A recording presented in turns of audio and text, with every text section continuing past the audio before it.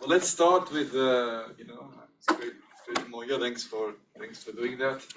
Just remember we have two events before the big break, and then you are relieved and you can relax. So we have Friday reading group. So we talk about the history of business schools in the US after World War II, which had a big impact on the field. And then Tuesday there's another reading group. Where Trish will talk about your analysis. These are the two. That's it for before everything calms down, and you can relax. But should we Giving energy for next semester. Sorry? Should we come even if we didn't read it? Yes, because a large number will not have read it. Okay. But try in the future. I mean, it's I highly encourage that you get on top of it a little bit more. But yeah, it's okay. It's okay if you can't. I think it's about learning in that sense. Floor is yours. Okay. Everybody, thank you for coming. I'm going to tell you today about the last few things I've been doing for the last 3 months while I've been here. But also, I've basically been working on one of these projects now for nearly 30 years. So it's been a long time to develop an investor, which has been really fun. So because Jen's been away, I don't think we've sent this poll around to everybody, but there is the link in the chat if you want to do it. But I just put it up so people can we can jump 100 years of theory, and people can kind of see that narrative's a little bit more complex than that definition that always goes around of a story told to a reader by a narrator, which is kind of the simplest version. So the link is there if you want to, but you don't have to. Okay, so today I'm really going to talk to you about this narrative project and how I'm progressing with it now that I'm looking at it through an AI lens. But I'm also going to talk about the other research that I'm working on. So I'm going to give you a little bit of a background about me, where I've come from, and then talk about the sort of XR AI abuses and safety projects that I work on, and then focus a little bit more on the co-evolutionary human AI research, which is centered in human-centered artificial intelligence research. So I want to spend some time talking about narrative and the black box, because that black box problem isn't isolated to artificial intelligence. So there's a couple of approaches that we've used in other fields that may be applicable. I'm going to cover cybernetics and systems theory in one slide. It's very important to my research. It's right at the center, but we won't spend too long on it today. And I know people are interested in why the spider, so we'll spend a little bit of time on that today as well, explaining that. And then look through some of the design artifacts and how they've been shifting. And then we'll get some questions at the end, and there's a little Easter egg in the presentation as well. We'll see if we agree on what it is. Okay, so the terrain is complex. Yeah, unfortunately.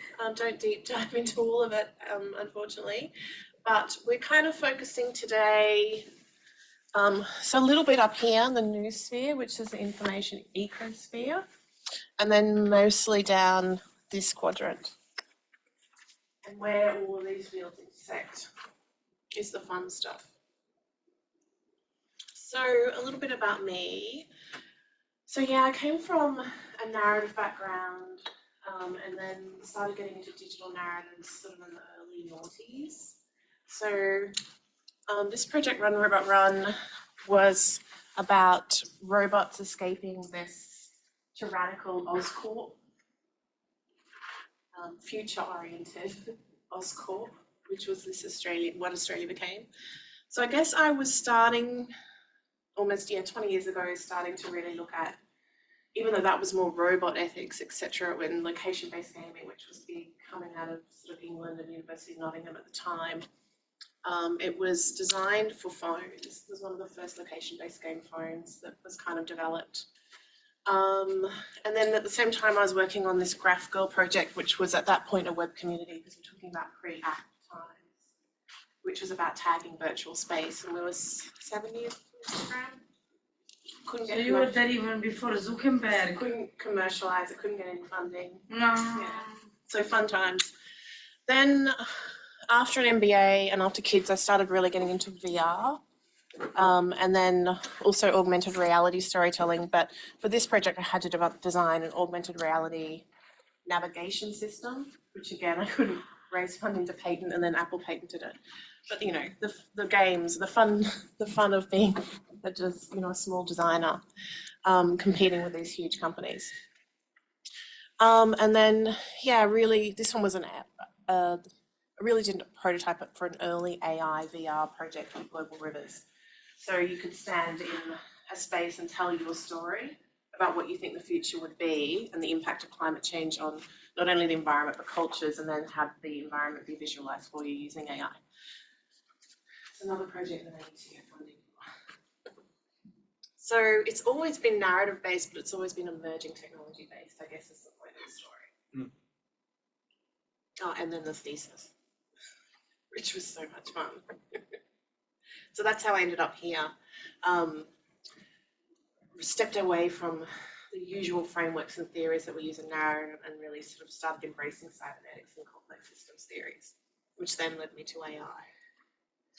So for the last few years, I was at UQ investigating extended reality risks and threats. So that's virtual reality, augmented reality, and mixed reality technologies, particularly focused on the social gaming environments. So we know social media is problematic. We know that it's been terrible for particularly teenage girls' mental health. And the way that these attacks occur in social media, and then again in extended reality, are different than reality, but also can have augmented psychological effects. So I was responsible for sort of documenting the breadth and scope of harms in extended reality. So looking at how these virtual environments could be politicized.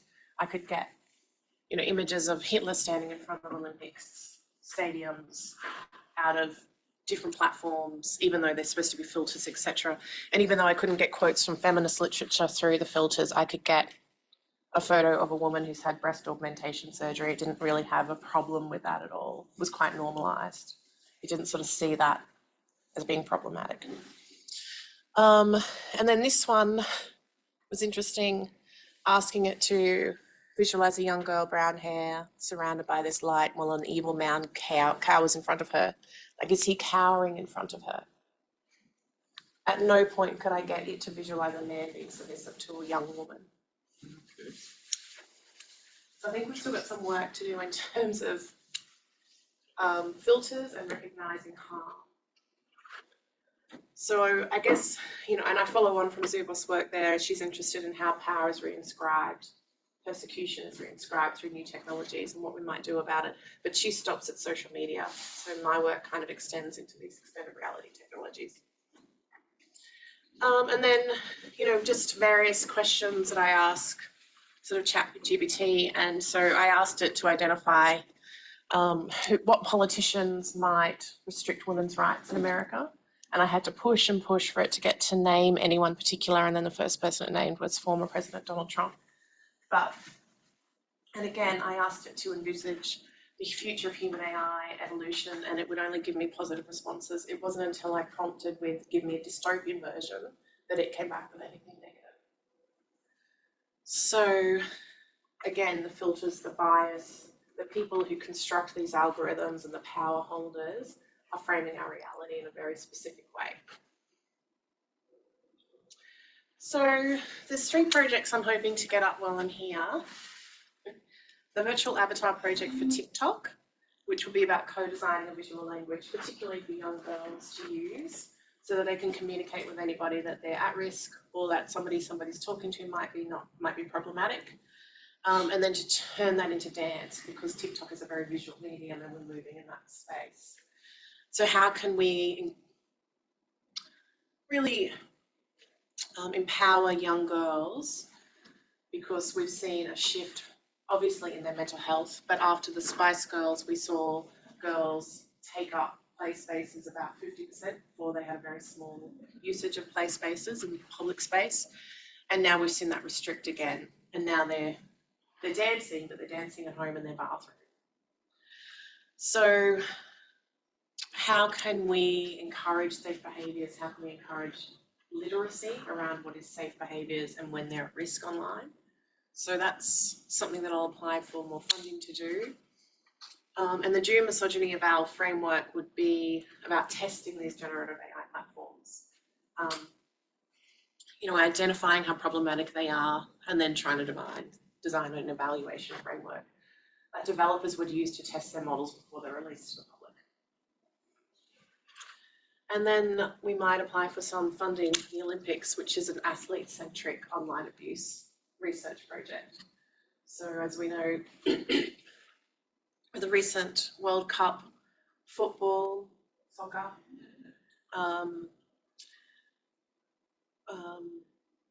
what's her name? Ellie Carpenter. When she missed a tackle and the English scored in that semi-final game, she got slaughtered online. Had to turn on the social media. And so the effects of online abuse on athletes would be very interesting to look at going into the Olympics will be here. It was like after they lost. Yeah. Like because if they win, they don't get a boost. Yeah, and I mean football's very passionate anyway, but we should look at the effects of the mental health, abuse on mental health, looking forward to the types of technology that will be used in 10 years' time at the Olympics. And maybe training a model to filter this type of content. And then, like I was just online there's a Matilda's Facebook group, and the under-17s lost the Asian Cup, and one man's comment was it must have been the wrong time of the month. And when I questioned about it, he had absolutely no idea, or pretended to have no idea that was problematic. And we're talking about under 17-year-old girls here. So how do you, in terms of the academic literature, how do you deal with this idea of societal beneficial filter as opposed to potential issues around censorship? Exactly. Yeah, and it's going to be different for each country as well, and that's why this area is so problematic as well, because the person could be making the statement in America, where their privacy laws are very different, where a lot of these companies are based to take advantage of their looser privacy laws, and that it wouldn't be allowed, say, in the EU, for example. So we call it a sovereignless state. Or freedom of speech, as they call it. Exactly. So is it about then being able to give the person choice as to what comments they want filtered? Right? So not being about restricting anyone's free speech, but empowering the person to decide what message they want delivered to them. And you can make sure, because there's so many different information channels where it's almost impossible not to potentially see the negativity. How can you do that even if you make a choice of filtering, in a particular way? What sort of tools do you have? We've always filtered information. Yeah. News media has filtered information. No such thing as objectivity. We constantly live in informed realities. It would be about us having a conversation about who gets to decide and building tools that empower the digital citizen to make that decision wherever they are in the world. And it could be some way that we circumvent the sovereignless state. That is the noosphere. Very, complex, which is why that terrain is so big, why ethics is up there still, privacy, etc.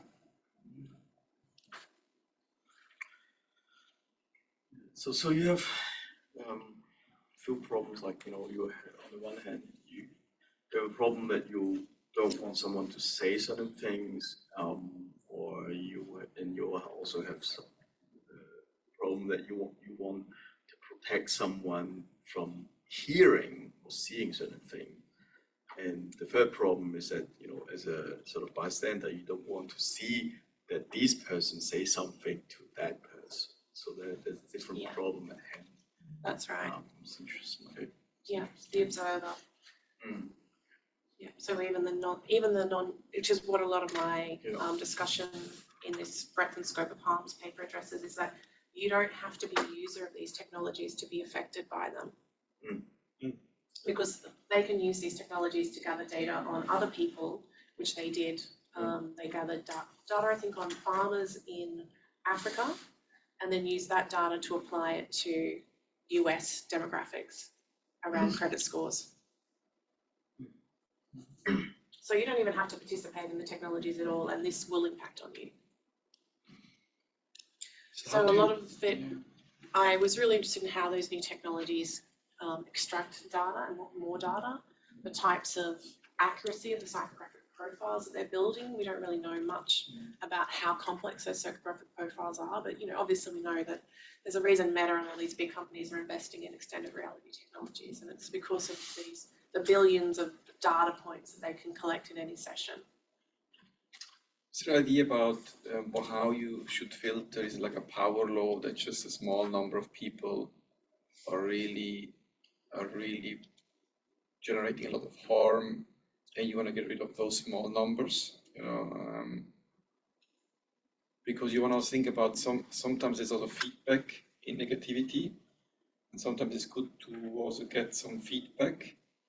So where's the line? Where's the line between feedback and filtering to avoid? So commenting on somebody's menstrual cycle probably isn't going to help the team of 17-year-old girls understand why they lost a game. So topic related in that sense also. Yeah. So I'll talk a little bit later about these critical designer environments that I think we need to focus on from that HCAI context. Yeah. And the road ahead that we've got to travel to be able to sort of construct these environments safely, and why, you know, we're not doing it now. And they have to, because the EU's passed this law that if these companies are still delivering harms to people, which is probably about a year away now, they will start being fined 10% of their global revenue. It's not a lot for these big companies, but they are going to start being hit with big fines. Mm. So Maybe. So yeah, that's a big space. So I'll talk a little bit about the co-evolutionary project and where I am with that now. So the way I look at AI is that it's an extension of our cultural processes. We've always been interested, and the human brain is interested in prediction because of this fear uncertainty that we have programmed into our brains. We'd like to know what's coming next. And we've developed a lot of cultural rites and rituals around being able to predict what comes next. It's a normal part of culture, it's a normal human function to do. So even though AI uses math, which is sort of different to the narrative processes that we've traditionally used, it's really just a growth in the evolution of narrative.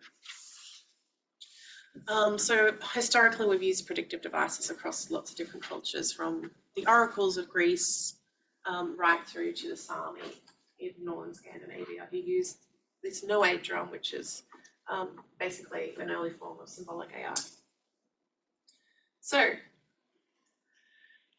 I think I did skip a slide. So the first black box really was the universe. We've spent millennia trying to figure out the world that we're in and how it works. So trying to figure out the black box is something that humans also do. So, you know, first we thought we were the center of the universe, and then our thinking evolved and changed. And it changed because we did develop tools to be able to observe the system. The other black box is the brain. So we have developed very sophisticated tools, language, etc., so that one black box can talk, communicate, understand another black box.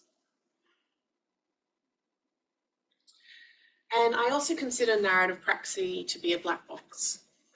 So just before I started my doctorate, actually earlier, when I finished my MBA and I ended up having 4 kids in 5 years, which wasn't planned. That's what happened. I packed up my digital media practice into this black box, literally a black box that I bought from IKEA, and I shoved it in this cupboard. And then when I pulled it out again before I started my doctorate, I pulled everything out of this black box and I didn't recognize anything in there when this isn't my practice. Scribbles and printouts and everything was in there. But the outputs of my practice were not my practice. So for people who aren't creative practitioners of narrative, you engage with the outputs of our praxis, but you have really no idea, and we often talk about the genius of the artist, of what happens in that praxis, in that artistic process. So in the doctorate, we used reflective and reflexive practice to document what was happening in our black box of narrative praxis. Sometimes I didn't even understand, but it's fun. So, and when we start to consider the narrative praxis, there's different praxis. So the Eastern philosophy and Eastern cultures have a different approach to narrative than Western cultures do. So the reference to Western hero isn't cowboys and Indians Western genre, it's Western philosophy. So our narratives are really structured into 3 parts: first act, second act, third act. The first act, we get to know the character and obviously the nemesis, usually. Then the second act is challenges, and we don't know how they're going to overcome them. So we stay engaged to find out how they're going to, as an individual, overcome these challenges. And in the third act, usually hero conquers evil, which is funny because it very rarely happens. So the transformation, which is what narrative is really based in, isn't so much about this, but the transformation that may happen in the reader along the way, which then has the effects of flowing onto society. So narrative is part of this big cybernetic loop. It allows transformation not only of the individual, but of society. So Kisho Tenketsu is a Japanese form of storytelling, and it has a 4-act structure. So this is where things start to change a bit. They have first, second, and third act like Western storytelling, but their 4th act is open-ended. And it's more about finding harmony in this narrative system, finding unity, and they don't resolve everything, they connect back to the previous acts. So they may explain things that weren't quite explained in the first act, for example. But we don't have the same resolution that we have in Western storytelling. So where we're at now is that the black box problem of the more complex models is very similar to the Eastern philosophy. So narratives that come out of the East are much more nonlinear, much more complex, multiple stories, multiple voices. It's about interconnecting forces and it's very ambiguous. And narrative has this function of making the life force visible. So, as I said, the complexity of things like neural networks is what creates this black box problem for AI. In a linear model, we can easily see cause and effect, which is very much what we will get in Western storytelling. But in Eastern storytelling, which is complex, nonlinear, and dynamical, they're more related to what would be a neural network with a greater opacity. So this conflict in the black box problem. We want a very complex, dynamical system to tell us, basically, through cause and effect, what it's doing. We want to know the input, what the decision was, and then hence the output. So we're trying to force this very complex nonlinear system into a linear shape. So there's been a couple of successes around using attention mapping and this system called LIME, but I'm going to look a little bit more into just how effective those are. Oh, sorry, I didn't understand. So the Western hero is linear, we have cause and effect. The Eastern, it's not linear. No, so non-linear. So the And change what in is the co-evolutionary? so the change in output is not related to the change in input. We'll get to the co-evolution. Yeah. Okay, so inherently, the global black box problem then is that as the power or intelligence, as the intelligence of the AI system grows, so will the power of the AI. So at the moment, AI is very good at, most AI models are very good at one thing, but they don't have the capacity of the human brain to do the range of tasks that we can do. They don't have the neural processing that we have. However, they're going to be really good at one thing in particular, but that's going to change as their capacity develops as well. And particularly as these models shift from really closed systems to open systems as well, and start learning from each other. So it comes back to this question of, we're asking a nonlinear system to behave linearly. We're asking a non-determinist system to tell us deterministically, or to think deterministically. So it's like the human brain is regressing and saying to a higher intelligence to think like us, because we want to solve what is our human certainty problem. Should that be then the focus of what we're asking? So do we need to understand AI decisions before we force them into a lower form of intelligence, or force them to try to think like us? Do we even need to understand them? So we need to think about what the difference between explainability, explaining its decisions in a linear way, its sense making, and theorizing in these environments. So I'm interested in, will amplifying harmony of the system improve trust and transparency more than teaching the AI self-interest, which is basically to cheat? So a lot of the models at the moment are designed to optimize a problem, optimize credit scores, optimize me saving money using these decision makings. It's also about task management as well. So optimizing my tasks, optimizing my time, optimizing my intelligence. And, I mean, this idea of amplifying harmonies as a way to make sure that AI does not cause harm, because there are different kind of non-dynamic systems that one can go beyond just, for example, more the Eastern way of non-dynamic system thinking. So why? So I haven't mentioned harm. I haven't mentioned harm. Yeah, that's the story in your head.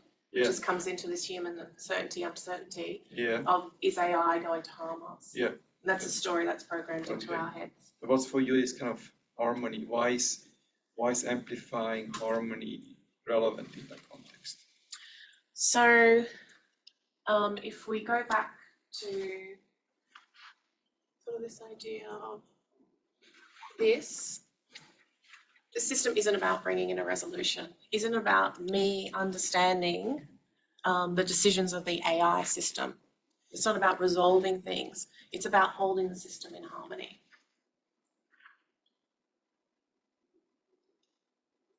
Yeah, but So but a what does that different mean? approach. What does that mean? Exactly. So this is why what the research is looking at. How can we translate that concept into this context? So there's lots of questions, right? As we design AI systems, which should be human-centered AI systems, as some people say, how are we going to do that? Because at the moment we just have all these questions. We've got a growing intelligence and we can't understand its power. So there's no simple solutions at this point. So is this just a means to get to the end, which is Very still linear thinking. that we like? Because I mean, why do we need that? Is to be able to improve the AI system that we, while achieving the goals that we wanted to do, but it also brings this, harmony perspective. Yeah. Is that what? Why? So where's the one that? Can I ask, like, when you say harmony, to me, I'm like thinking, like, just because we've talked a little bit about like quantum sort of stuff, entanglement, like, are you, like, my head went there in terms of like being able to observe the system without disturbing the sort of like natural state of it, I guess. Normally when you observe sort of like a human system or a real world system or something, you disturb it in some sense and bias or influence it, in that sense. Like, is that where you were, or am I wrong? I'm just interested. Yeah, so And particularly if we asked a complex system, it may pick features that it thinks would create harmony for the system, and we wouldn't know what those features are. And a different model might pick different features. We don't really yet know what the criteria for keeping the system in harmony will yet be. And this is potentially where the research would go. But also, So to do that, also you need to have some idea what harmony actually is, and that's where I struggle too.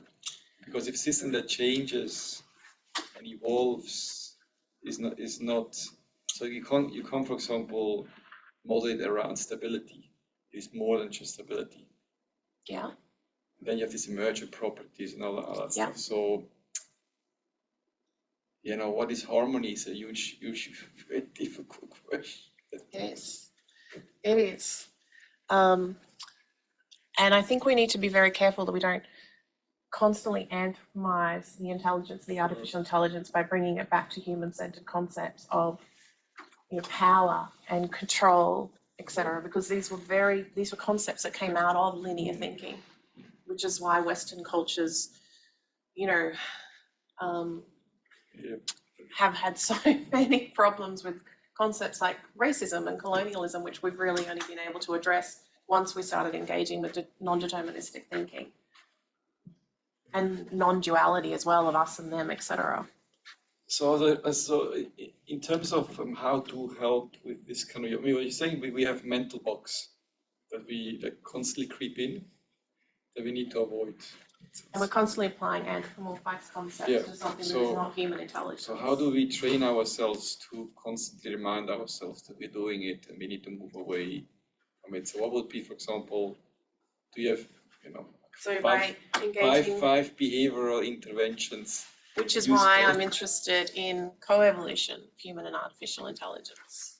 Yeah. Can it help us to see things in different ways that we can't see because we're limited by our own intelligence? So our own AI mindsets? as a tool that we're able to learn from AI in that sense too. So when do we give up decision making is one thing. When do we give up what we perceive to be as control of the system? These are going to be the questions that we need to answer. When can we trust in the system?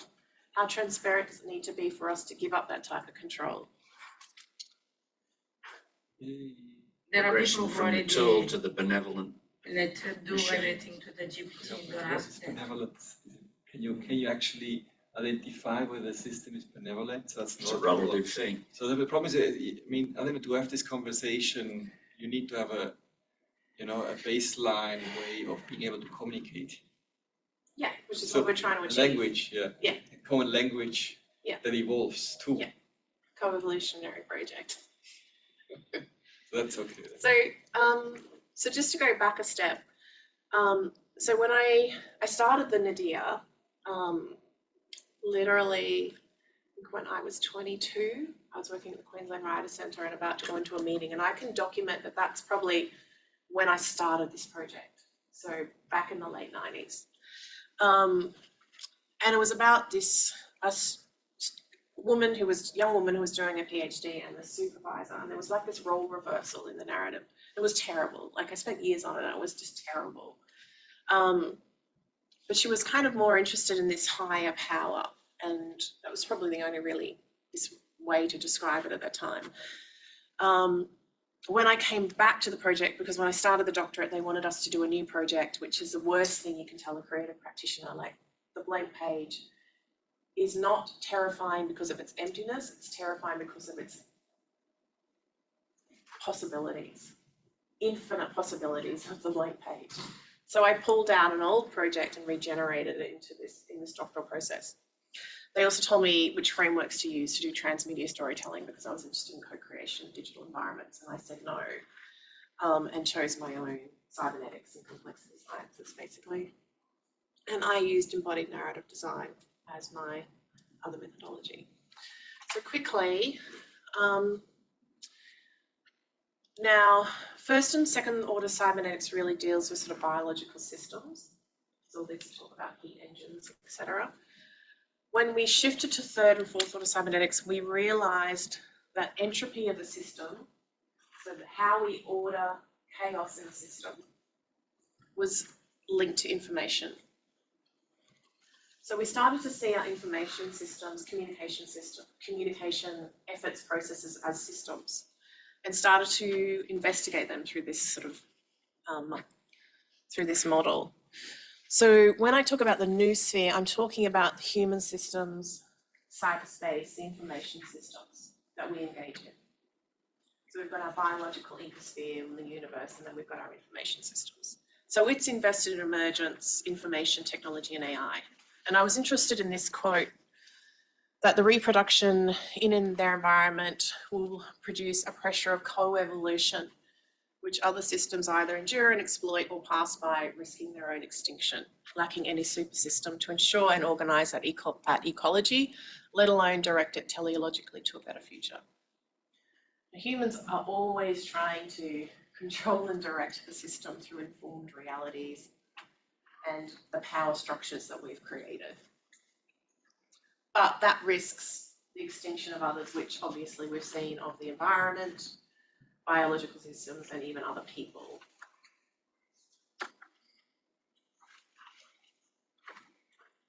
But I was really interested in this idea of being able to direct it teleologically toward a better future. And that really affected me in terms of how do I then design this system? How far can I go before I start directing it toward a better future? Can I direct it at all? So that's really what I was thinking about. What's the role of the author in this system? You also need to use the incentives of the humans to actually achieve that, because I mean, the redirecting, for example, is a huge challenge if you don't take into account some of the incentives that evolutionary have emerged as a human species. I mean, we have human species, we can sometimes only go that far. Yeah, and things with artificial intelligence, things may change very dramatically. Yeah, you know, the economy might change very dramatically. Jobs will change, things might change.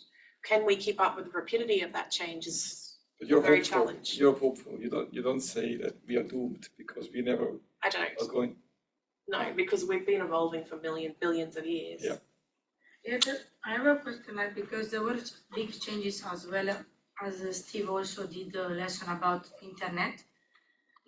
This was also a revolutionary change, and I also suppose that people thought that they will lose the job, and some people really lost them or changed them, and we're still here living, we're still here working, we're still here.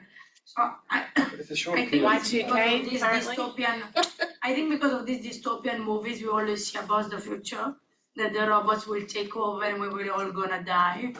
I think this bad, let's say, movie or history that we always told us that this will be bad. I think that's why people have. Which is where we go back to innovation and change. I don't think it's that clear. We need to have a better discussion. Where are the constraints of humans? Yes, we evolve, improve, but it's a short period of time in their biological evolution where humans have been active and evolving. So I'm not sure whether you classify for different species about their potential in deriving a common language or evolving language with a more intelligent species, which you more or less say that probably AI is a more intelligent species, and we need to start co-evolving and learning common language to be able to understand where we are with this technology or with this intelligence. English is becoming many ways a common language. But it could be that, I mean, if you look at all the biological species, I can only communicate as far with that species. I can't go further. There are some natural limitations that we have as biological species. And maybe I'm simply wrong to assume that just because we evolve throughout time that we're actually able to co-evolve. Don't you think it's the difference is the tools and the communication? The reason we're not swinging in trees is because we develop tools and communicate. And we communicate that information across generations through culture. But even then, so this is just another tool. I see it as just another tool. With issues with bad actors in this is a self-emerging engaging as well. A tool that emerges and create an intelligence that we may not be able to grasp. My biggest worry with this is monoculture, the destruction of cultures So you mentioned it before, you used the word English. There are how many languages on this planet? So the decision is going to be asked whether you want to submit to a tool. No. We didn't, we didn't submit to computers when they first came out years ago. Why should we submit to another tool? This is an evolving tool that generates certain intelligence. Yeah. So it's a little bit different to creating a tool that is more stable. But machines have been making decisions for us for a long time. And most people didn't know. The difference now is that the internet allows us to see that they're doing it. I think there's a lot of assumption. My point is because we need to start thinking about where are our natural limitations. You want to do this co-evolution of intelligence. Where are our limitations in generating a common language? So we need to start really go much deeper into what limitations we have as humans in that sense. Yeah. Yeah. So this project has always been about human AI. It started out as machine and AI, machine and human interaction. And so in the environment, I've always been the spider. Or the character transforms into the spider across different narrative systems. And it goes back to basically Proust talking about the author narrator as an apprentice of signs. And this is obviously just leads into the growth of semiotics and post-structuralism of the 20th century, but also saw the novel as a machine for producing signs. So the narrative itself is a form of machine. Barth described narrative as a web or tissue of citations, and of course I pick up on the web concept. Calvino published The Path to the Spider's Nest back in 1947. Louise Bourgeois, who is my favorite artist, makes these spider sculptures and installations that she calls Maman. And what we know from biological systems that a spider not only stings its prey, paralyzes it, wraps it in a cocoon and sucks its blood, but it flicks its web to read the vibrations of the web. So it gathers its environmental knowledge, because it's not very good at seeing, through flicking the vibrations of the web. So the web is not just structural, but it's not just a physical structure, it's also an information structure. And Deleuze then came along and asserted the blind spider is sensitive to the vibrations of the web, but incapable of theorizing. So that really stumped me for a long time, because and it did take me time to see that the spider that I described as being the psychotic digital spider in the environment, because she's always angry. She comes into these environments crashing and damaging things. Why is she angry? And then I started to realize it's because, and in the narrative, she was searching for something, and I wondered whether she was searching for, this text that she'd lost. And I then realized that she'd been trapped in a layer of the narrative by her husband, who was the author, because he basically, in the 1940s level of the narrative, has this affair with a French artist at the birth of cybernetics. She then goes on to have an affair with his wife. He is so enraged that he creates a new level of the narrative and traps her in it as a narrator. And I started to realize that's why I'm angry, because I'm trapped in my own human intelligence. I can't see all of the levels of my system at once. It's emergent, it's complex, it's dynamic. People can start anywhere, they can go anywhere, traverse the text anywhere. It's in VR, it's capturing all this data. My human brain can't possibly process all the data that's being constructed by my narrative machine. Moya, can I ask a question? Yes. Yeah. Do you think that this framing as a spider in itself provides a negative lens? Like I go back to sort of the Matrix movies and Mr. Anderson talking about, a virus of humanity. Is that, I don't know, it just seems, it's very dark. It's very dark. I mean, there's lots of positive ways it could sort of frame beyond. I just see negative context straight away with spiders. No? Yeah. And again, that might be us anthropomorphizing the system with our human mindsets. Yeah. There's also this sorry, can I just jump in on that point? There's this really, I'm going to nerd out for a second. There's this really nice like sort of art exhibition. I forget where it is. I think it's in Mona, in Tasmania from memory. But anyway, basically the guy puts up these webs, like spider webs, or sort of just lets a spider loose, I guess, in this, or I don't know how they would set it up otherwise, but lets it sort of go loose in this box, and you either putting like light through, measuring so like light waves going through different colors, things like that, or sounds as well. So I get that there's this like negative context or whatever with spiders, but there's also these really cool sort of aspects in terms of how, you know, the webs themselves, like how they arrange themselves, how they sort of interconnections between all these different pieces and the patterns and things like that. I don't know. That was My point is Mm. is that we see, you know, networks in nature all the time. And that, you know, talking about, well, what's the lens that we apply in relation to our own thinking of, Tony said it, you know, machines help us and have helped us make decisions for a very long time. And again, I'm using movie references, but this sort of, you know, Skynet fear inside humanity around that there will be this apocalyptic takeover of our consciousness and enslavement. When we represent what we're trying to talk about here and we use negative connotations, not that I don't like spiders, but I just think it's, I think it's a negative frame. It's interesting you find it negative because Louise Bourgeois, who creates the spider installations, calls them mother. But just look at the slide. Look at the slide. It's in a negative. It's in a black tone. It's in. That's one picture, and it's created. I picked that one because I can put some text over it. But not always. They're not always dark. But it is again reframing, and we will have to reframe all of our questions that we have around artificial intelligence as well to step outside of that anthropomorphized uncertainty paradigm, where we're constantly thinking about our own extinction. So it's a journey. The spider is a journey.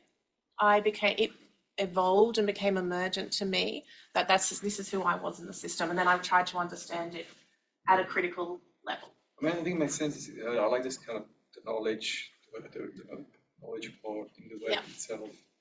So I think this is one of the core elements why, because the other one you can use energy, you can use also any species wants to survive and does things to survive, which can be classified as energy. Is the spider really interesting for you because of the net itself, the flexibility of the net, adaptability of the net?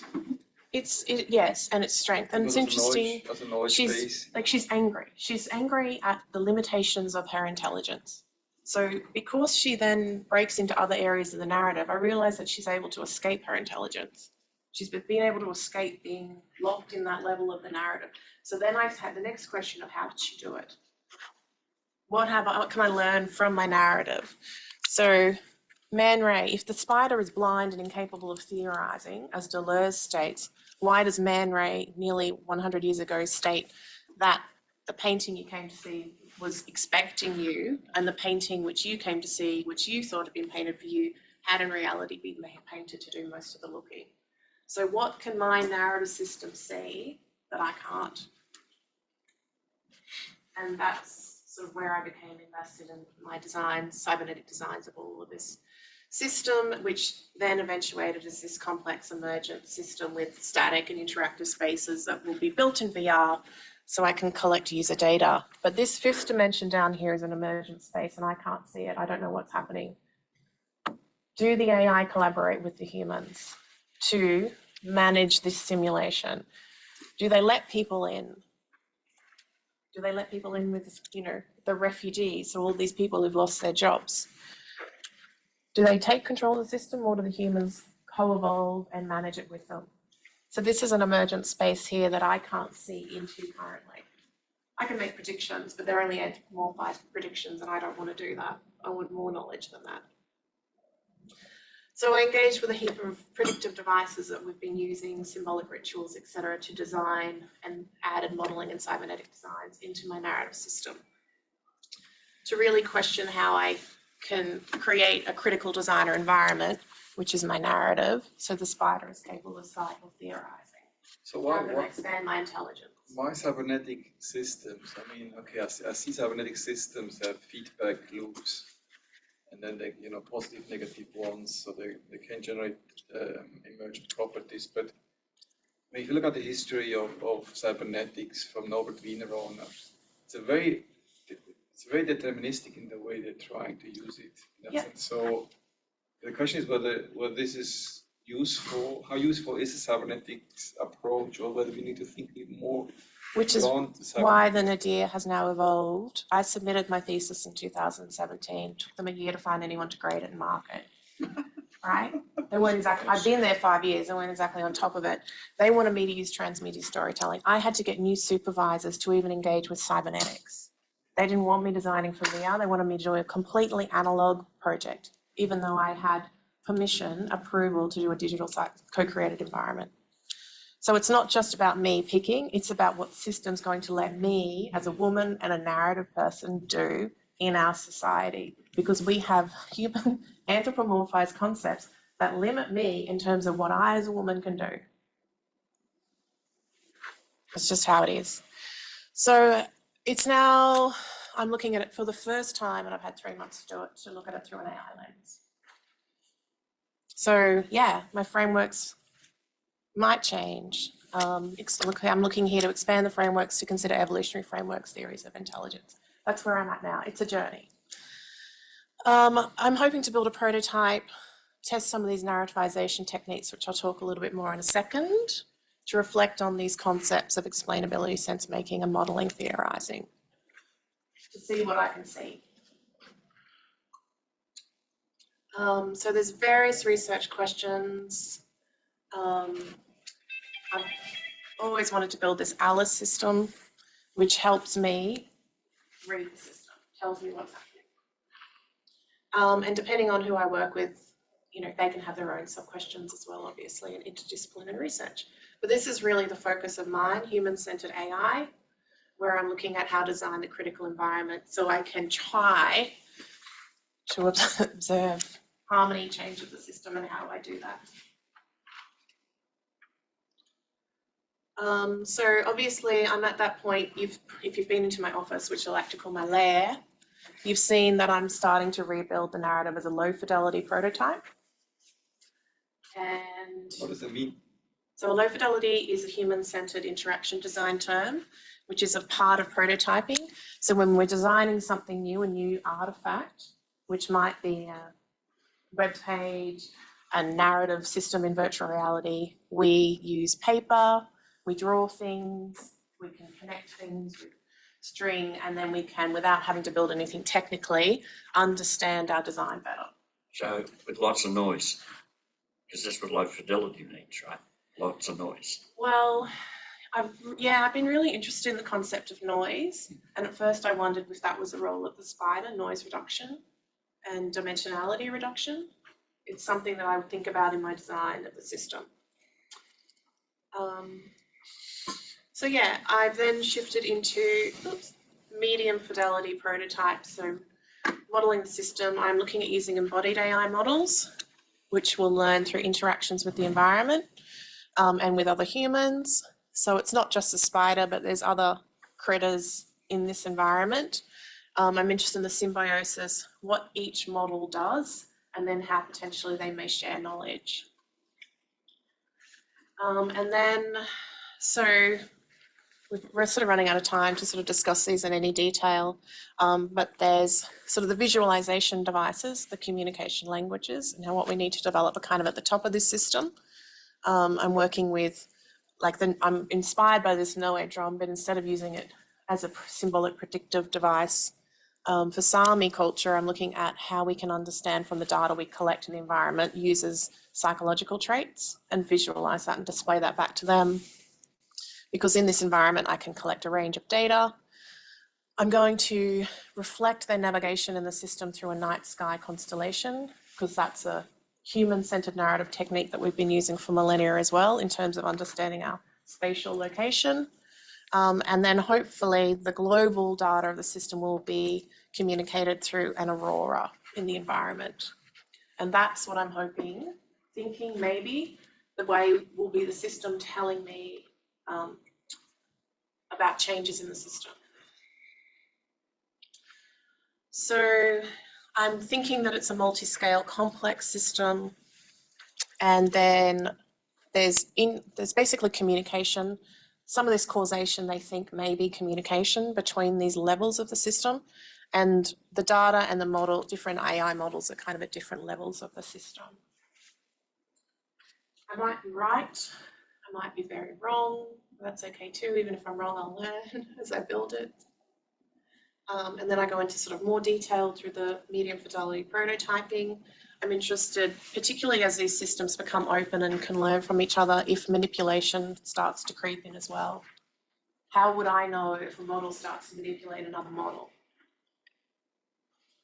Will it decide to just hold the harmony and system, and in that way maybe eradicate people from the game who don't behave, who don't collaborate with others? Or maybe it will help people who are competitive. I don't know. So yeah, I don't know basically which features it's going to pick, if it will even decide that harmony of the system is important. But we know from entropy and negentropy that constantly things are shifting. But and consciousness as a system evolves, as Udwin says, as we become more conscious of our proximity to dissolution. So this is like the Noe drum that I was talking about as well, connected to the night sky constellations. So the same as we spent thousands of years navigating by the stars, I'm drawing on that human-centered tradition in this environment as well. Helping the AI build contextual awareness through these sort of various rubrics, from human storytelling right through to constructivist learning, because each character in the environment has a specific function. Mapping the behavioural metrics. This is the fifth dimension. So this is the space that I can't yet see, and I can potentially design some of the ways that the AI models communicate, but we will learn as well. Yeah, like this even. I mean, it doesn't even monitor entropy of the interconnected systems at the macro and macro level. That'll be really interesting. So then I just design and design and design so that I can build and start to collect data. So this is, yeah, what I call the design challenge, my century anyway. The aurora in the system, I think, will be the global behavioural system data, and that, I think, is what I might be using to explore what is harmony in this system. So we will hopefully be able to decode the different visualizations that are used in this aurora to understand what the AI is seeing in terms of what the system is doing. So potentially this could be one of the new languages that we develop and learn to utilize. So is it more about that you need to have tools that then create a new language that you will then be able to identify? Is that? I mean, so, because that's probably what will happen in such a system. Yeah. That it develop its own languages, and then but sometimes you don't even realize the creation of these new languages, and you need to find ways of, be able to identify, oh, this is new language, I don't understand it yet, but based on the colorations, I can, be sure that this is a new language. Which may be where we get to. So as we discussed, there's really this conflict when the non-linear systems and the linear systems have to try to communicate with each other. Did it as simply as I could. And then potentially this is where critical designer environments like the Nadir sit. That it's a reflexive model, a simulation capable of abductive, inductive, and deductive reasoning. It's informed by human-centered AI designs, which comes from also this critical technical practice that Argray was pushing for. So it would sit in the middle, and it some models will theorize, some models will then predict an accuracy of that model. And that potentially may be as far as we can get to understanding AI's capacity. How can you be sure that you're not you're not observing the wrong thing? That, for example, that again the noise is created through this kind of, for example, inductive and deductive reasoning, and that completely messes up for you to understand what's going on because of that kind of. I mean, how We can maybe predict accuracy of them. That's the noise part. How to get a little bit of control of that noise. What are the strategies to handle noise? Yeah. Well, like I said before, maybe the spider model handles noise of the system and does noise reduction. Goes back to Sayre's work. Have you read Sayre's work, Parasite? So in French, the word parasite has a third meaning, which is noise. So there's quite a lot of work being done in narrative theory around that concept. So I do wonder if that's the spider's role, whether her web intelligence that sits over the environment data to do a noise reduction function before it's passed up to the global data level, of which is managed by the cockroach. Because as we know, in nuclear war, cockroaches are the only things that will survive. Yeah, And they also regenerate the environment as well. So that was another reason why I picked the cockroach biological system. but each biological system has advantages and shortcomings. In that sense, maybe reducing noise in that part, but then creating noise in the other part. You can quickly mess up, and the reasoning behind it becomes very complex. Particularly How if do you deal with that? preordained valence. You need to. The question is whether you even how much structure do you put into the system itself? Maybe. And it's giving us options, which is what evolutionary you need to have a lot needs. of options. That's what evolution is. You give it options and it decides on something. We don't know But why. don't you think the choice of the Nadir, right, the low point, is already preordaining the system? It's hardly open if you're looking for the lowest common denominator, which is what that means. Well, the deer I took from constellation references. And then as I move into more complex states, the name shifts from the nadir to the zenith anyway, So with that simulation, you constantly rerun the simulation, so that you run it 1,000, 2,000 times to see what's happening, to then structure the evolving process a bit better. But better than letting AI loose and not knowing what it's going to do for another 10 or 15, But 20 years. That's what you. Yeah, so this is like a small simulation of potentially the future states. And as I said before, this has always been about machine and then human AI interaction. I'm interested in co-evolution, and can I then, and I haven't, even had time to talk about hybrid intelligences yet, because that's sort of the path forward for me, looking at how the system can augment my intelligence. Can I now see multiple possible states instead of being stuck in this linear thinking model that's trapped Western thought for so long? Yeah, but when you're, let's say you run the simulation a couple of times, then you start introducing interventions because you want to understand how things evolve. Yeah. And that's the deterministic part of you have to. Do I want to direct the system teleological to the future or not? You do Yeah. intervention. You see what happens, because that's in the end what we will have to do as humans. Yeah.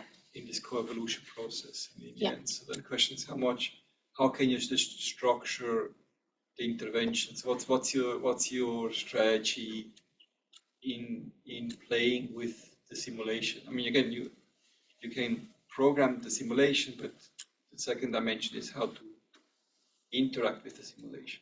Yes. Which is why the AI models are embodied in the system. So people will be interacting with them directly. And how will that iteration of running the system affect it? And I can then look back to the behavioral data of the humans to see what may have impacted on it. Was it the behavioral data of the humans that changed the system? Was it the intelligence of the AI growing that affected the system? Yeah, So we go back to narrative of sequencing of events and cutting this up into little narrative systems so I can possibly see change in the system. So I'm not observing a whole system, I'm observing parts of it.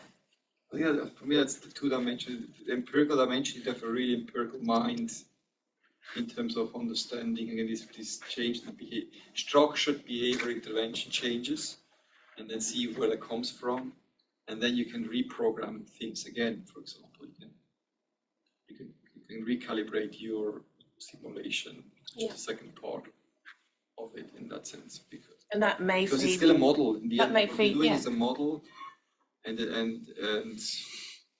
to understand reality, you have a lot of assumption in your model too, because simulation is and that may feed back into our human-centered need for the anthropomorphized concept of control. Being able to intervene in the system, being able to make changes. Maybe that's what our future role is. What we do is we adjust the assumptions, as Benno says, we tweak at the margin and see if we get, something that looks like what we want. A bit like an artist changing the layering of the paint, right? It's a, as you say, it's not a digital, it's an analog process, it's dynamic. I mean, my point is a little bit, I think, if you want to get impact with that, when do you need to let go and when do you need to really be precise in the way, that's the empirical part where you need to be super precise and then record the precision to get a little bit of impact that other people start caring about it in that sense. So what is it? And that's a huge problem in itself. Because it could be that then this kind of knowledge is just lost because this kind of balance has not been done adequately. Yeah, there'll be lost functions all over the place. So just to cycle back, if this is sort of more in line with 4 stages of narrative storytelling, which the Japanese sometimes use, I asked you at the start kind of what your concept or what your understanding of narrative was, so that we could skip through a couple 100 years of theory. And obviously the definition is going to change. It's always a temporal definition. So at this point, I have a definition of what I think it is, and how I'm trying to use that in designing this critical designer environments, which is human-centered AI research. I have an evolving research question. I understand my motivation and I have a little bit of a plan. So there is no resolution. Can't tell you what the future of human AI interaction will be, but I can chart a plan to observe it. So now that I have set fire to the house of my ancestors, are there any questions and discussion? Did anyone see the Easter egg? No, I forgot. No, I was swept up in the East and Western stuff. Look, it was really no, I appreciate it. Thanks very much for the talk. Like and some of the figures here were really, really cool. Sort of, really thought provoking for me. Anyway, and like I don't know. Sometimes some of the questions, like how to get, or do we even want like East and Western sort of values, thoughts, value systems, whatever ways of thinking, to sort of assimilate, or do we want them to like meet in the middle, combine in some way, like just co-evolve together? Is that harmony? I don't know. And there's a couple of interesting sort of empirical studies that could come out of that. Studying sort of language evolution, I guess. Sort of Benno, you remember that guy we talked to, the quantum guy,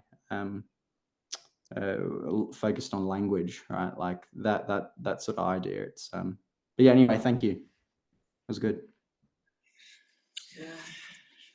Yeah, and those concepts may really evolve, but it is worth stopping to go, yeah, I have a mindset, there's a paradigm of thought, it's influenced by this, and it's going to affect how we approach the problem. And we need to firstly acknowledge that, and that there may be different approaches to this concept. This was what I just thought was the little Easter egg. I put the Martian inside the little guy's head. So she's like thinking about how we can't communicate, and he's just thinking of Mars and the Martians. It's like a little Elon Musk reference. And there, I put it there too, in the center of this universe. Yeah. But yeah, I mean, he's reading a book, or the Martian is like reading a book. See? It's like reading I thought the Easter egg was down there, the down one. the dumb planet. I mean, what's your? I mean, again, I think to be able to work with feedback, I think you need to have a good understanding what various possibilities, how you see what harmony is, because that's the core of your. Yeah. And I think how do you proceed with that one? Because I mean, and that's at the core of many social science, like economists. For them, harmony over decades was an equilibrium, is a harmony. But then it was criticized, an equilibrium can be bad. That's the point. It will evolve. So it will evolve in that sense. And most of the cases, our economic systems are not in equilibrium, so it actually becomes a useless concept in itself. If you think about that, but I mean, how do you progress on this? How do you think you're not worried about that? But how do you progress on this idea of harmony? Because I haven't yet. Yeah. Yeah. So harmony is that there's negentropic and entropic influences on the system. Without either, we're kind of doomed. We have too many emergent states if it's too negentropic, or if it's too entropic, then we have no emergent states. So yes, there will be equilibrium, and that's accepted in the concept of harmony. The dynamic equilibrium. Yeah. So, and I'm talking about there's linear systems and non-linear systems. I'm just a bit worried about this because in a dynamic equilibrium there will always be value functions. So you can't get rid of value. What's a value function? I mean, human-centric or whatever. But I think this, and this is made by decision by society. For example, the society decides that this is. Well, some people in society decide. Or again, some right? people Like, in society. let's not forget that this comes out of a capitalist patriarchy. Or do you individualize it? If you give a tool to individuals. But again, this is in the end we are a society and there's always going to be asymmetries. With widening power, economic disparity. Yeah. There will always be disparities. There's always relativity. We can't get rid of relativity. I mean, that sense. But again, anthropomorphized concepts, there will always be disparity. Will there always be disparity of economic? Like, maybe that does change. Unlikely. Well, that's Given probably, the you're saying that competitive from your nature of the position as a human white It's male. one of the reasons we survive. Yeah, but That's not true at all. But that goes in the question again. What are the That's a capabilities? system that's been imposed on us. Yeah. It will be replaced by another being, yes. That's the question. I'm not saying that but that goes in the discussion again about what are the possibilities and constraints of a species. And we are a biological species, whether we want it or not. We are subject to constraints. We are not like this kind of brilliant species who can do, Which is why we're can do everything in that sense. Well, that's an illusion. Yeah. Which is why we're constructing hopefully new tool to try and communicate with the intelligence of artificial intelligence and its decisions. Yes. Can we understand them is the question, rather than making it tell us. Or can we? All we can do is make predictions on its decisions, really. And which one do we think is the most appropriate when we're talking about really complex systems? But it comes to me, the question is how do you cope also with all the constraints? Because you say yes, there's kind of asymmetries, and maybe you define a common purpose to be willing to actually create this kind of communication. Like there are species, like for example dogs. Dogs, for example, they learn. They try to learn some of the language of humans, but we have no clue about what the barkings actually mean. So we are very unable to learn as a higher, we've said our species is more evolved, intelligent, whatever you call it. But in this kind of in the communication itself, dogs adapted much better than humans in how to communicate. So how can you make sure we that can there is this never kind of willingness understand the intelligence of dog scent. We may be more intelligent in other aspects, but they are more intelligent in that aspect. Exactly. Right? Whoa. Yeah. So we would have to create various tools to be able to replicate the intelligence they have of scent. So the constraints or define incentives to try to learn faster or not. And in a human society, you have those constraints. So you need to feel, how does these constraints affect also the communication, with this kind of advanced intelligence? That's why it's a research project. Yes. To come back to your original concern, which is a concern for me, the effect of the internet on particularly young women and children. In society, if the young girl went somewhere to dance and she was behaving in a way that was outside the societal norm, then she would receive feedback and moderate her behaviour. And that's how it's been for quite a while. What's happening on cybernet, right, is we lack cultural acceptable feedback from the system. And that's only going to increase, it's going to become a bigger problem.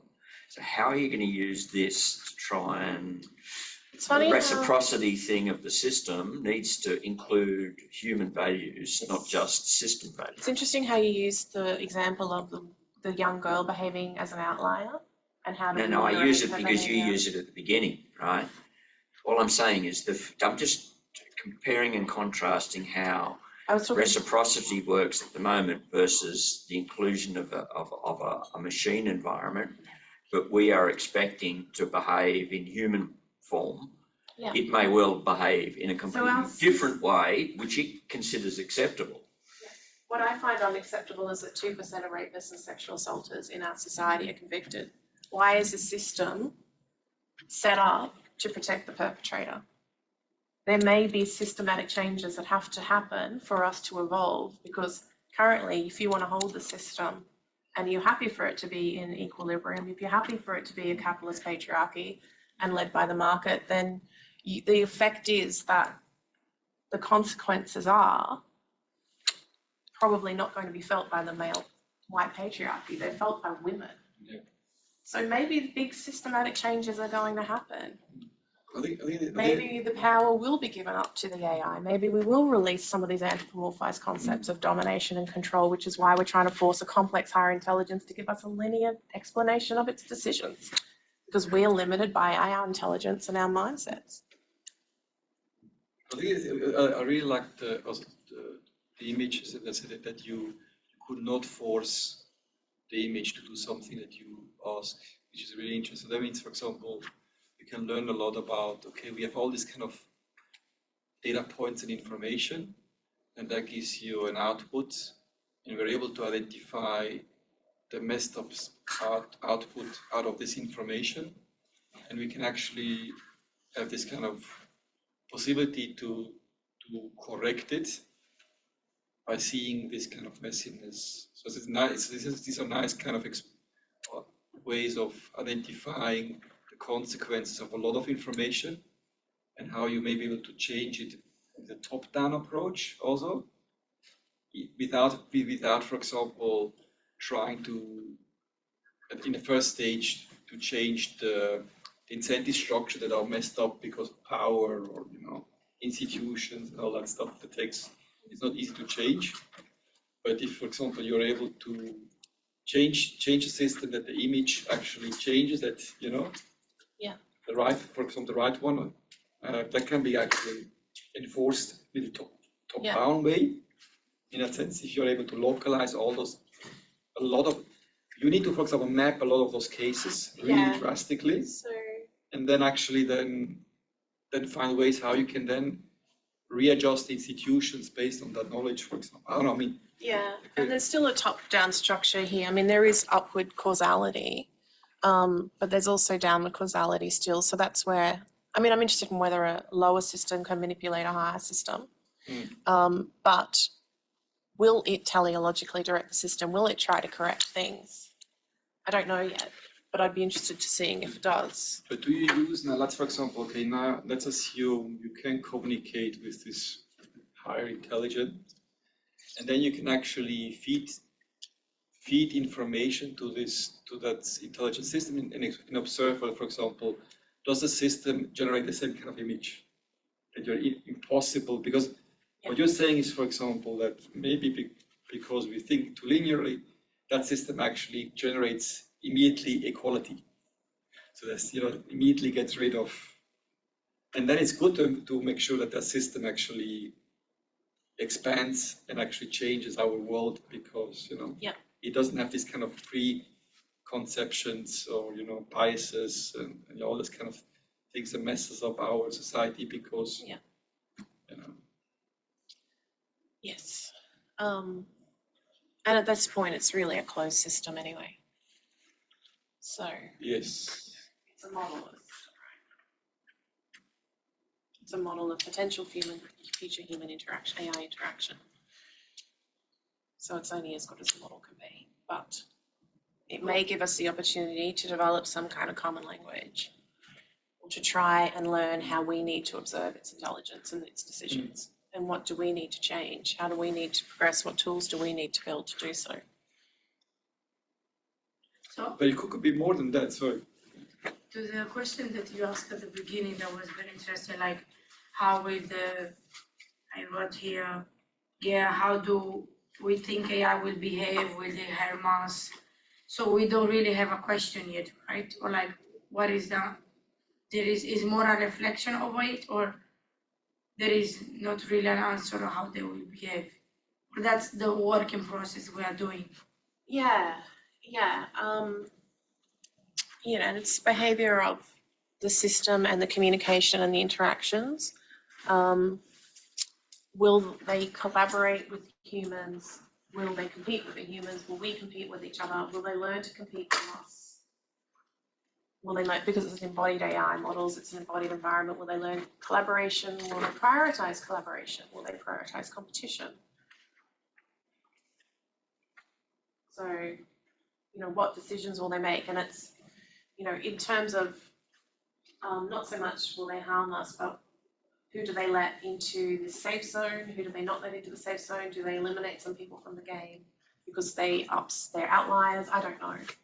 But I want to be able to try to observe their decisions, and I can do so locally by seeing how they treat each user, right? And this is an embodied environment, so I can observe behavior, not just data. It could also be that it's not just a language to communicate, a new language to communicate with a more intelligent species, but it could also become derivatives, for example, that you get a new language, how you need to work with information, which in the end is like a new scientific method and tool in that sense. So it's actually a new way of understanding the surroundings. So not just communication, but also.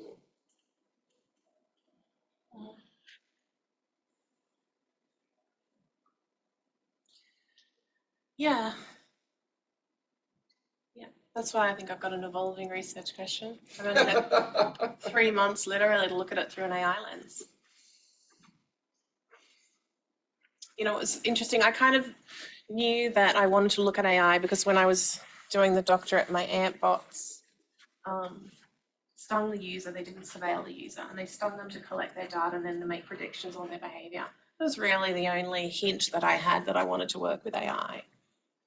But I wasn't allowed to look at it through that lens while doing the doctorate because the scope would have just blown out too much. And I knew that one of my characters, who's the artist, who then evolves into the robot, and that's why that author character, who basically represents like the control system,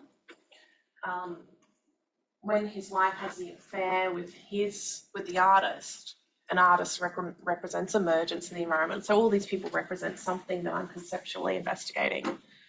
One character represents entropy, another character represents negentropy, etc. So I'm observing these system element interactions already through the narrative. But then he writes this new level of the narrative, and in that he disanthropomorphizes the artist to be the robot. And then eventually he says in the narrative that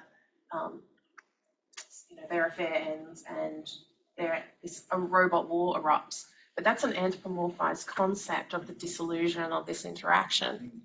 That's what humans think. So then I had to create the fifth dimension to find out, well, exactly how are we going to interact? Because I don't believe that version, that dystopian version that the white guy is basically telling me. I want to find out what we're actually capable of doing. Because if the spider is kind of the network or some part of the control system, I want to see how that collaborates with emergence, with the emergence of artificial intelligence and emergent intelligences.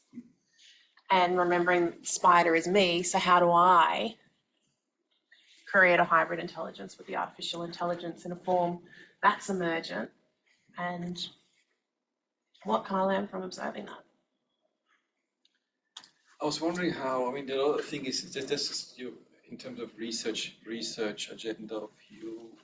I was wondering, I mean, what's an interesting way of communicating to a broader public in general, you know, that people, you know, take that information on board because there's so much going on.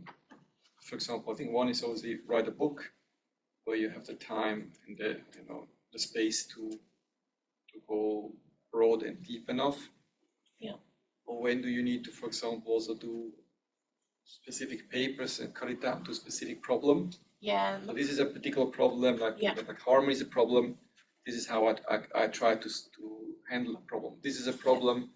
This is the way I try to, so that you actually cut the problems down into, although you still have your system thinking in your mind, but you try to communicate key problems in, and that would be like a paper version in that sense. And again, one that explains the simulations, but how do you deal with that? Because otherwise, yeah, there could be the worry that people will never, you will never get the attention of the people how you hope they get, you know? Yeah. You know, how do you deal with that kind of, you know, how science works in terms of knowledge communication? Yeah. Yeah, so I think there's probably papers in each of these. And then the narrative itself is an embodied piece of knowledge. So just by interacting with the narrative, and if we run the simulation numerous times as well, we're going to have a different output of knowledge. So the artwork itself is a piece of knowledge, it's an output. And that's why I wanted to create a narrative that anyone can participate in. Like, this is a research experiment. It's basically, the narrative is basically explainable AI. I'm trying to look at this question of artificial intelligence decision-making, but allowing anybody to participate in that research process. So it's not stuck in a university somewhere. This is something anyone can participate in. It's also a little more dynamic and non-linear way of dealing with it. The question is a little bit, is if you allow people to participate on that one, how much structure do you need to provide to those who participate to have this kind of enjoyment? Or do you just get it out and people people play around like games or so, and you don't care too much about it as long as the design of the game is strong enough, you let it go and democratize it, and or whether for sometimes, like, you know, you as with each simulation, sometimes it's nice to guide people. Look, if you do this and this in the simulation, this and this happens. That's what we know already. And then you actually synthesize some of the knowledge that we were able to generate through all these different kind of experiments that people do, which somehow then synthesize things. So the static spaces basically relate back to linear storytelling. So in that way, I am guiding, I'm optimizing the pathway through the narrative. So they're not, it's not a chaotic experience all the time, because I wondered about that, like that kind of harmony as well. Like, if I create too much of a chaotic system, they're not going to have a narrative experience that they can talk about with someone else. There's no shared storytelling anymore. But if their pathway through it is emergent, and then there are interactive spaces as well, I can hopefully experiment with that equilibrium itself. Like, you know, how many static spaces do I need to create an optimal narrative experience? How many interactive spaces do I need? Different people might want different things. I may need to lead somebody back to an environment if they kind of didn't get it the first time. And I might be able to figure that out by capturing their behavioral data. I just want Just want to say that it's very nice that you made such a complex argument, like in a creative way. Like, I really like that you put like not just the philosophy of the spider behind your web, but like you try to explain such a complex thing like AI with like visualization and like creative things. I think it's like your like also style. So I really like that you Thank you. show this complicated argument. It's still, for me, if you ask me what is Nadir, I still don't know how to explain it because it's so complex. But I think the idea behind it is that we are like, as I understand, correct me if I'm wrong, is that we are like evolving this AI and we say that we want to rely on them, but we don't trust them. And on the other side is like, we want like a middle between non-linear Western thinking and or non-linear Eastern thinking, and we want to combine together. But I just, for example, I don't understand, because if you think that the people programmed AI, right? We put in the AI this thing just about ChatGPT, we just put the whole information they had in the past until 2021. I think now they even updated it. So they just put everything inside and they say, okay, I don't know how they program, I'm really nothing about it. They say, okay, if somebody asks you about apples, tell them there is this and this and this. But like, it's still human knowledge inside it. That's why, as you said, why is it biased? Because people are biased as well. Why is it racist? Because people are racist as well. So they are answering us like as a Wikipedia, just in the sense like, of course, it's not filtered. I think that we always will have to filter with our human thinking and decision, because I think that the AI doesn't really have a personality like us, or like a really knowledge. They just they're like this player of the knowledge that we already put in it. So I think that the person will always be above that. Or is it also a question that you think that AI will be above us? It's not that I want to use words like above, because that kind of takes us back to that anthropomorphized system of that some system will dominate us. I'm focusing on this idea of co-evolution. How can we create these common languages, hybrid intelligences to augment our own human intelligence? Mm-hmm. So I'm hoping to build this space that kind of shifts between observing the system but also making predictions on the system.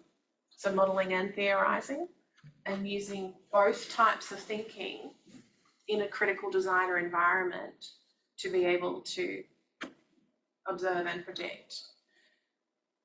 That may be, I mean, that's what I'm doing. Maybe other people are going to be way better at controlling artificial intelligence. Maybe they will be able to restrain it. Maybe they will be able to control it.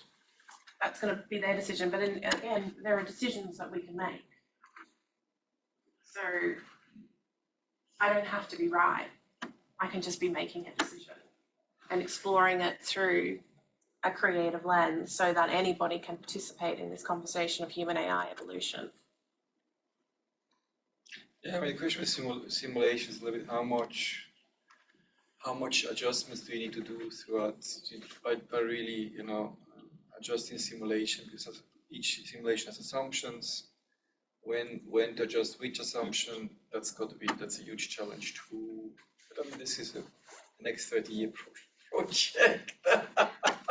Well, I've worked on it for nearly 30 years now, so I'm not scared. Exactly. Right, literally, Which is great. Started off. You're not scared, exactly. It started off as this terrible novel, but it was. I'll tell a little story. When I did bring it back into the doctorate, the character who I call Frank had now graduated from a PhD and was working as an academic in Northern England, which was probably so I could make fun of the accents, but also to pay credit to the work done at University of Nottingham and blast theory and the work that was coming out of there in terms of location-based gaming, which was really exciting. But she was slovenly. She's a really lazy academic. She hides in her attic playing games all day. She hates her students. And so when she does have to teach, she knows the students are asleep and the only thing listening to her in the room are the blinking lights of the computers.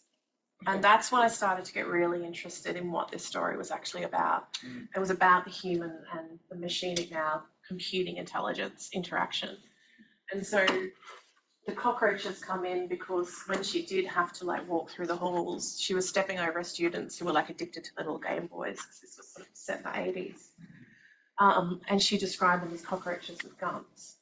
So that's where the cockroaches came in as well. They actually started as kind of a student model in the environment, but now there's been this flip where they're managing the global data. And so that's when I then started exploring cockroach life cycles and going up into Sami communities, and they're all like wrapped up in the wintertime. They look like they're a little cocoon, or they look like they're a little egg. So I started kind of evolving the cockroaches, who then emerge fully with their full intelligence down in here. So it's just this really emergent, creative experience that I feed all of this scientific knowledge into, and then I see what happens. So it's just, I mean, it's interesting, I guess, just from that human-centered side as well, at that art-making, sense-making process of all of this. And then there's that question of, well, can we also observe and theorize on what the system is going to do without me directing it with my human-centric notions too much, and too much teleologically directing the system toward either extinction or a better place. I mentioned you once, I mean, it's worth probably interacting also with the MIT Media Lab on whether, for example, whether it's possible to, because they may have also resources available for some of the implementation. Yeah. They even have programs where you can just suggest a program. Yeah. So you can submit anytime a researcher can submit a program, and if they like it, they finance it. Yeah, and that's why I really need to just build a little prototype. I'm going to film a few scenes. That shows a little bit. Yeah, film a few Well, scenes, yeah, build exactly. probably a really basic tunnel system, which is this underground, because in the underground, people can kind of run through the underground being chased by a very crude ant bot. And then I can start collecting some data. And then I've basically got, and then in the VR environment, I can build the night sky. So I can basically build a very small vertical slice of the system. And then I've got something to take. But, you know, like I had to fight to even design to build for this for VR in the doctorate. Right? They did not want to let me design for virtual reality. There was a hard no. I had to go get new supervisors. Supervisors were Why not? removed. Why not? Because, what do you mean, why not? They said no. Couldn't they see that the gaming visual environment where you got people to participate and monitor, why couldn't that be a tool? Yeah. Like a computer program written in C or C++? What's the difference? It's how it's represented. So I had to fight just for that and then go get new supervisors, start at my third year. So I did kind of what I could on the design side. You know, I'm working with new frameworks, etc. So, and, you know, present pretty traditional thesis. So it's only then life, you know, kicks in and COVID kicks in and job that I can now look at this through an AI lens in 2024. So that's hence 30 years. I have a just personal interest question. What about the picture you put about the girl painting? What was this when you explained the Nadir? Sorry, which one? Do you The mean the really spider? colourful painting where it's like the girl's feet and she's like spray painting, Oh. like really, or not spray painting. Yeah. Oh, yeah. So that's just, I mean, I did a lot of design. That's just my daughter's spray painting. So there was a lot of symbiosis as well from, they wouldn't know about the story that I'm creating. But their drawings had things like spiders, and the spider in the fifth dimension, there is kind of this tower, because we always have tower moments in lives. There's a tower and there'd be spiders and spider webs and other little insects. And, you know, it was kind of, there was symbiosis between like her drawings and my kids' drawings and my research at the time. So I documented a lot of. Because they were looking what you were doing, so they were painting as well. Spiders. Yeah, I mean, I would draw sometimes. But, you know, a lot of my work's been done on a computer and they wouldn't really sort of have access to it either. But yeah, it was just, I documented a lot of sort of the symbiosis and at that time that was happening. And, you know, they're kind of like embodied in my research as well. So I had a head injury 2 days before I started my doctorate, went to my first supervisor meeting with a concussion. That's embodied in my research as well. So when they said use transmedia spreadable stories frameworks, I went, that doesn't fit my dizziness that I'm feeling. I had to go look for other frameworks. It was a physical feeling that led me to cybernetics, not anything intellectual. It just didn't, that system, that network didn't fit how I felt. And that's why reflexive practice is so important. It's, you know, it rears its ugly head and goes, no, you're going the wrong direction. You need to go over here.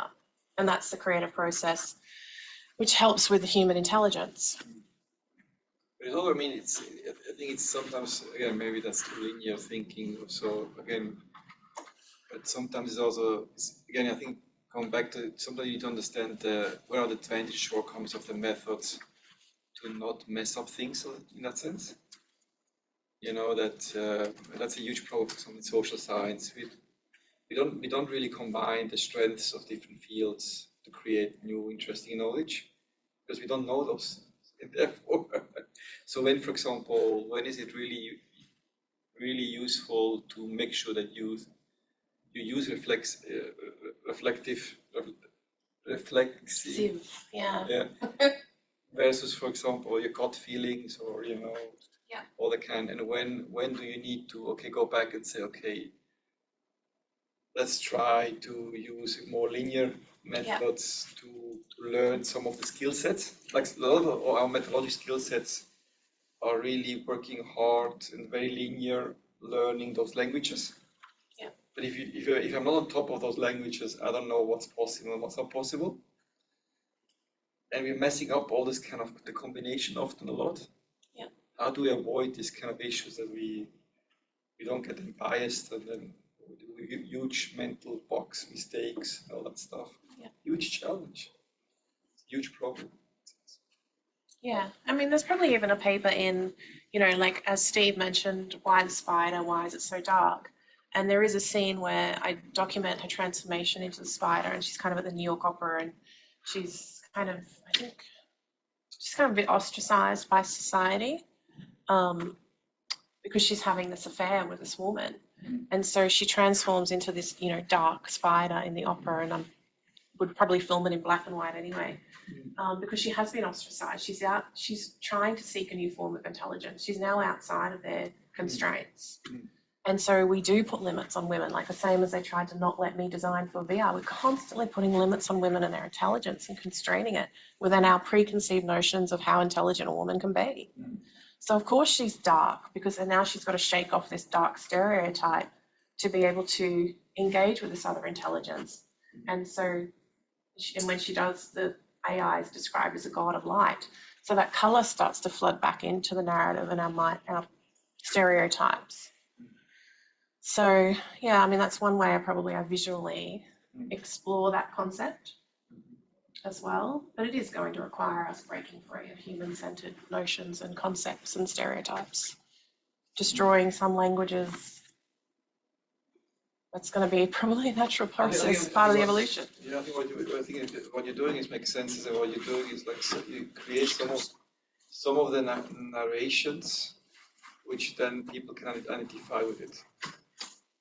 That's they immediately can see the biases, the problems. Yeah. You know what went wrong and how it's important to change it. Yeah. So you can do hundreds and thousands of these kind of narrations. In that sense. Yeah. The spider does end up killing the author and cocooning him. And so the user can then find that cocoon in the virtual reality environment and unravel him and be a part of the story. And then that character gets a chance to be regenerated. So I am giving human intelligence, the chance to change. I'm not leaving him stuck in a cocoon in the environment. Like he gets a chance too. It's not just the white woman, you know, in the environment. The spider kills the author in which to escape the environment, yeah, she has to kill him. Like she has to kill his control of her. And she does it by stinging him, paralyzing him, cocooning him, and sucking out his blood. because Well, that's what that's spiders what I do. mean. That's what also the other Steve said, that spiders don't have a good connotation usually at all. I feel like that's because spiders can be scary. Yeah. But children love Spider-Man. That's how. But children love But he Spider. doesn't have 8 legs. Like, 8 legs is a bit intimidating sometimes. But I am scared. I'm sure spiders are way more scared than us than we are. But yes, I also know that they are definitely more scared of me Yeah. when I'm coming because I'm so much bigger than them. Absolutely. I feel like Australians don't really care about spider. If you go to Europe, like they are scared, and they don't come to Australia because they are scared of the spiders here. Like that's the stereotype to tell you around. Right? In Europe, that's what they say. Spiders and wild animals that can kill you. So, I mean, some kind of emergent AI may embody the environment too. So we'll see. I kind of have this idea, hope that some emergent beast, I call it, emerges in that space. That'll be really interesting. Maybe that's the hybrid intelligence. I don't know. But anyway. Thank you. That's all I got. Thank you, Mara. Can we have the paper? You say you publish a paper. Or... There's the 2 conference papers I just submitted, but I don't know if they've been accepted or what happens there. Can we have the presentation? You can have my thesis as well. You can have the thesis as well, Thesis. which is up to 2017. But yes, I'm trying to write some papers about this the last 3 months. Thank you. Thank you for all of your Okay, what's the questions. chat? What's the